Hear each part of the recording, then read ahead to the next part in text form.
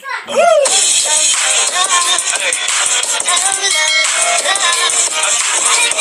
teman-teman, perkenalkan nama saya Eva Christine Marbun.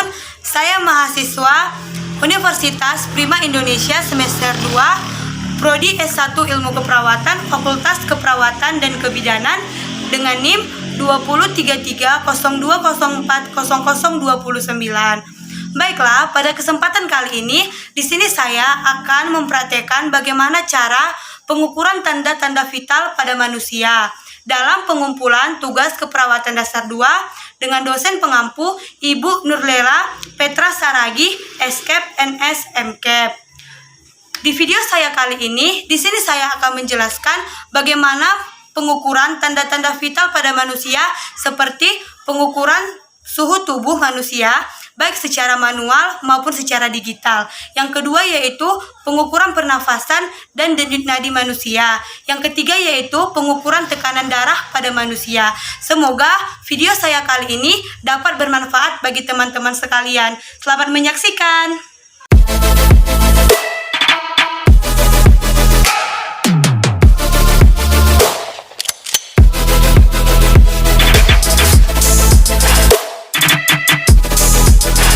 Baiklah, untuk video pengukuran tanda vital yang pertama yaitu pengukuran suhu tubuh, baik secara manual dan secara digital. Ini merupakan alat untuk mengukur suhu tubuh manusia atau pasien kita. Yang pertama itu yang manual yang disebut sebagai termometer air raksa, dan yang kedua yaitu secara digital yang disebut sebagai termometer digital. Sebelum kita melakukan bagaimana cara untuk memakai termometer tersebut, ada baiknya kita mencuci tangan kita dengan 5 langkah sesuai dengan SOP.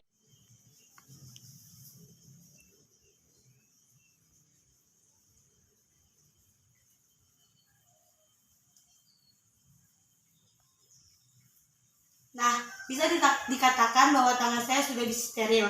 Nah, kita akan melakukan prakteknya. Baiklah, pengukuran suhu tubuh manusia akan kita praktekkan dengan alat yaitu yang secara manual atau disebut sebagai termometer air raksa. Kita buka alatnya terlebih dahulu. Sebelum meletakkannya atau melekatkannya di bawah ketiak pasien kita, ada baiknya kita harus membersihkan termometer ini. Nah, kita ambil tisu yang telah dibaluri oleh alkohol ataupun kapas. Bersihkan ujung termometer agar steril. Setelah itu, turunkan suhu dari termometer ini ke 35 derajat agar kita bisa melihat temperatur atau suhu badan dari pasien kita. Nah, air raksanya sudah turun ya teman-teman. Baiklah, kita akan lekatkan termometer ini ke bawah ketiak pasien kita seperti ini. Nah, untuk suhu normal manusia yaitu 37,5 derajat. Nah, untuk pengukuran termometer secara manual ini atau termometer air raksa ini digunakan waktu 1 sampai dengan 5 menit. Baiklah, setelah 5 menit kita menunggu untuk pengukuran suhu tubuhnya. Kita angkat tangan pasien lalu mengambil termometernya. Nah, bisa kita lihat ya teman-teman bahwa suhu tubuh pasien saya ini adalah 36 derajat. Jadi dapat dikatakan suhu tubuhnya normal. Nah, setelah kita memakai termometernya, kita bersihkan kembali termometernya dengan tisu atau kapas yang dibaluri oleh alkohol dan masukkan ke tempatnya. Baiklah, yang kedua yaitu menggunakan alat pengukur suhu tubuh secara digital atau yang disebut sebagai termometer digital. Kita buka dari tempatnya terlebih dahulu. Sama seperti termometer yang air raksa, kita harus membersihkan ujung termometer tersebut agar steril. Nah, kemudian untuk menggunakan termometer digital ini lebih praktis.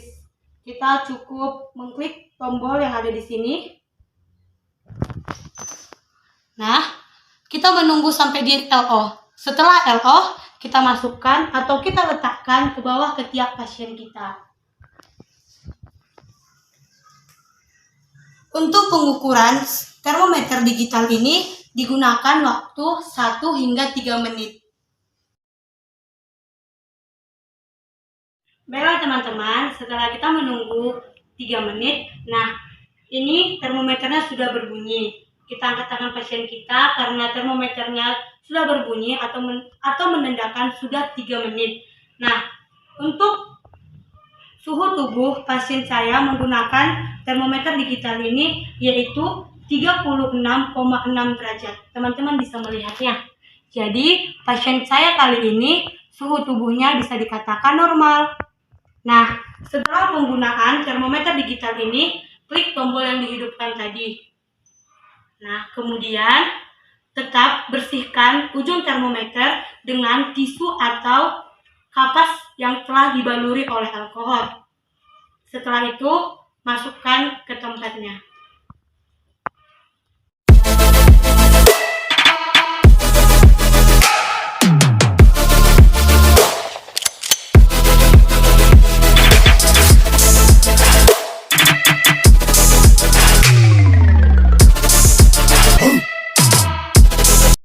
Baiklah, video selanjutnya mengenai pengukuran tanda vital yang kedua yaitu bagaimana cara menghitung pernapasan serta denyut nadi pada seorang pasien maupun klien. Baiklah, cara yang pertama yaitu pengukuran pernapasan. Di sini saya akan mempraktikkan bersama dengan pasien saya. Baik Bu, di sini Ibu dapat mengikuti saya untuk bagaimana cara menghitung pernapasan serta denyut nadi. Yang pertama itu cara menghitung pernapasan per menit. Di mana di tahap ini kita akan melakukan 3 tahap Bu. Yang pertama, Ibu membiarkan saya menerangkan atau mempraktikkan terlebih dahulu bagaimana cara menghitung pernapasan. Yang kedua, kita melakukan secara bersama-sama. Dan yang ketiga, Ibu melakukannya secara sendiri. Baiklah, di sini kita akan memulai bagaimana cara menghitung pernapasan secara respirasi dan inspirasi. Ibu melihat saya terlebih dahulu. Baiklah Bu, kita masuk ke langkah kedua yaitu melakukan secara bersama-sama. Nah, sekarang langkah yang ketiga Ibu lakukan secara sendiri dan di sini saya akan menggunakan stopwatch untuk menggunakan waktunya per menit. Kita mulai ya Bu. Silakan.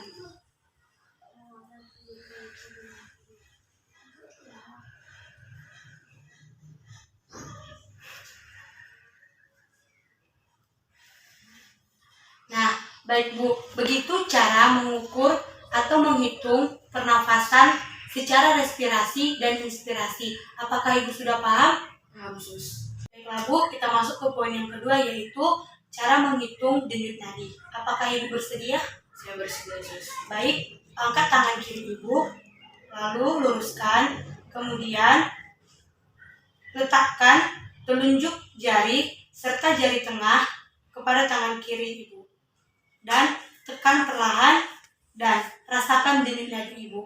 Apakah Ibu sudah merasakannya? Sudah, Sus. Ibu dapat melakukan seperti ini dengan menggunakan stopwatch agar Ibu paham untuk menghitung denyut nadi Ibu per menit. Baik, Sus. Apakah Ibu sudah mengerti? Mengerti, Sus. Nah, jika Ibu sudah mengerti bagaimana cara menghitung pernapasan serta denyut nadi, Ibu dapat menghitungnya di dalam keseharian Ibu secara manual seperti ini. Semoga ilmu yang saya berikan ini bermanfaat untuk Ibu. Terima kasih.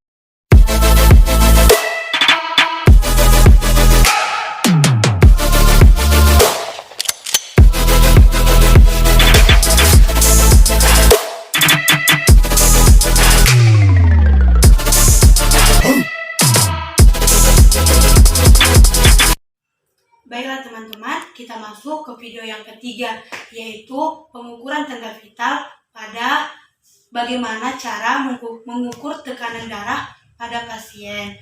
Nah, di sini cara mengukur tekanan darah seorang pasien menggunakan alat yang disebut sebagai tensimeter. Tensimeter memiliki 3 jenis. Yang pertama yaitu tensimeter air raksa. Dapat teman-teman lihat. Ini merupakan tensimeter air raksa. Tensimeter air raksa ini digunakan juga dengan menggunakan stetoskop yang saya pegang ini. Stetoskop ini berfungsi untuk menghitung nadi kita. Yang kedua yaitu tensi digital.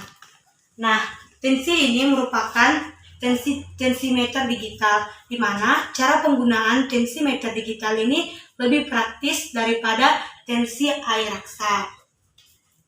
Yang ketiga yaitu tensi aneroid. Tensi aneroid juga menggunakan stetoskop untuk mengukur bagaimana tekanan nadi kita. Tetapi di video kali ini, di sini saya akan terlebih dahulu menggunakan tensi digital untuk mengukur tekanan darah pada pasien saya. Tetapi untuk tensi digital ini tidak menggunakan stetoskop karena secara digital, di mana waktu sistolik serta diastoliknya sudah tersedia. Apakah Ibu bersedia? Kita akan mengukur tekanan darah Ibu pertama yaitu menggunakan tensi digital ini. Baik, saya bersedia, Sus. Baik, pertama kami akan menggunakan atau mengukur tekanan darah dengan menggunakan tensi digital ini. Tensi digital ini sudah praktis seperti yang saya katakan tadi. Di sini ada tombol start, di sini ada tombol waktu yang melambangkan M, di sini ada tombol sistolik dan tombol diastolik. Tombol sistolik ini adalah tekanan darah pada saat jantung memompa darah ke dalam pembuluh nadi atau saat jantung berkonsentrasi. Dan yang kedua yaitu diastolik. Diastolik adalah tekanan darah pada saat jantung mengembang atau relaksasi. Perlu teman-teman ketahui bahwasanya untuk denyut nadi atau waktu nadi kita per menit itu yang normal yaitu 60 sampai 100 menit. Dan sedangkan sistolik yang sudah saya jelaskan tadi, untuk normalnya kisaran dari 90 sampai 119. Dan untuk pengukuran diastolik normalnya dari kisaran 60 sampai 79. Jika di angka-angka yang saya sebutkan, baik di waktu, baik di sistolik, baik di diastolik, terdapat kisarannya, berarti pasien itu dikatakan normal. Tetapi jika melewati angka-angka yang seperti saya tuliskan ini, berarti jika turun angkanya, pasien mengalami darah rendah. Tetapi jika naik dari kisaran angka ini, pasien penderita hipertensi atau disebut sebagai darah tinggi. Baiklah, kali ini kami akan mempraktekkan bagaimana menggunakan tensi digital ini. Pertama, buka mansetnya.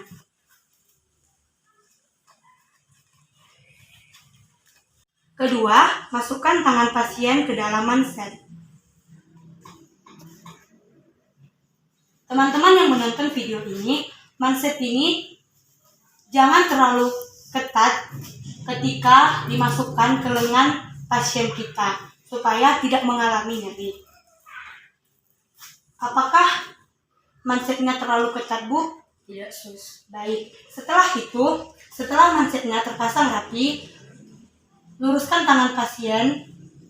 Setelah itu, tekan tombol start. Dan ini waktunya menunjukkan 3:21. Dan kita memulai.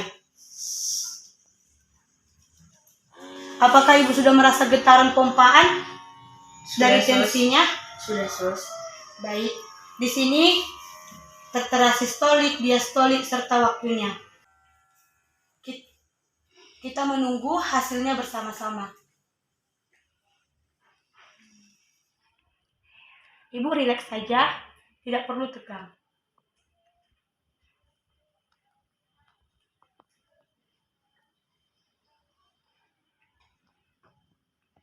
Nah, di sini sudah tertera bahwa tekanan darah dari pasien saya yaitu 99/73. Nah, 99/73 nilai ini bisa dikatakan tekanan darah pasien saya yaitu normal. Nah, jika teman-teman sudah mengikuti cara seperti ini, jika teman-teman merasa belum akurat, teman-teman dapat mengulanginya sekali lagi. Nah, setelah kita mengukur tekanan darah pasien kita dan kita sudah tahu apakah tensi pasien kita normal atau tidak, setelah itu kita buka mansetnya secara perlahan. kita membukanya secara benar dan mengeluarkan dari lengan pasien kita dan kembali menutup bajunya. Setelah itu, kita rapikan alatnya dan kita letakkan pada tempatnya.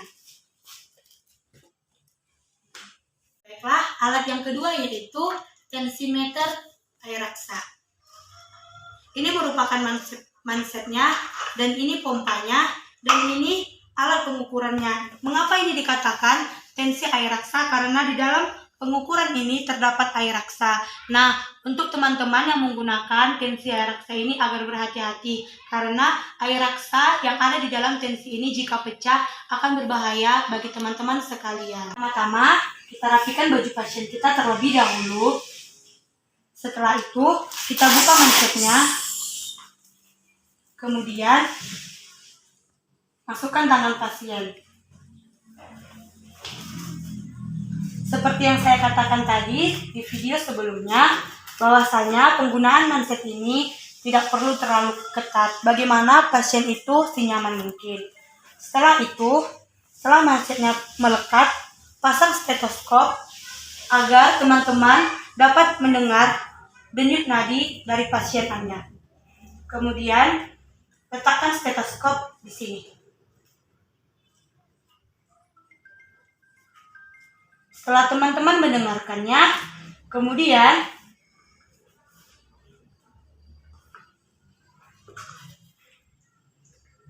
normalkan pompanya. Setelah itu, pompa secara perlahan agar pasien tidak merasa sakit. Tidak perlu sekuat tenaga, seperti ini. Dan sesuaikan dengan denyut nadi yang kita dengar melalui stetoskop ini. Setelah teman-teman memompa pumpnya, kemudian turunkan valvenya dan dengarkan secara perlahan bunyi pertama yang ada pada stetoskop. Tertera bunyi nadi kita dan sesuaikan di mana denyut nadi kita itu berbunyi, sesuaikan dengan angka-angka yang ada di tensimeter ini dan lihat di mana tempat air raksanya. Nah, di sini saya melihat bahwasanya untuk tensi pasien saya itu berkisar 99/72. Jadi, pasien saya ini bisa dikatakan tekanan darahnya normal. Setelah itu, lepas stetoskop yang melekat pada Anda, kemudian rapikan, buka manset yang ada pada pasien Anda, kemudian letakkan tangannya secara perlahan, rapikan bajunya, dan rapikan manset pada tensimeter ini. Kemudian masukkan alatnya kepada tempatnya dan tutup dan letakkan pada tempatnya. Nah, teman-teman, begitu cara menggunakan tensimeter untuk menghitung tekanan darah dari pasien ini. Kali ini di video saya ini saya hanya menjelaskan bagaimana dua cara mengukur tekanan darah menggunakan tensi digital dan tensi air raksa. Semoga teman-teman dapat ketika mengukur tekanan darah pasien Anda, mana tekanan darah mereka apakah rendah atau tinggi ataupun normal. Teman-teman harus mengetahuinya dengan baik. Baiklah teman-teman, demikianlah video saya mengenai bagaimana cara menghitung tanda-tanda vital pada manusia. Semoga video saya ini bermanfaat bagi teman-teman yang sudah melihatnya dan menambah ilmu bagi teman-teman sekalian. Jika ada kesalahan maupun kekurangan dalam video saya kali ini, semoga teman-teman dapat memaafkannya dan memakluminya. Semoga di video saya selanjutnya saya dapat melakukannya dengan lebih baik lagi. Terima kasih. Jangan lupa di like, di komen, di share, and di subscribe. Bye-bye.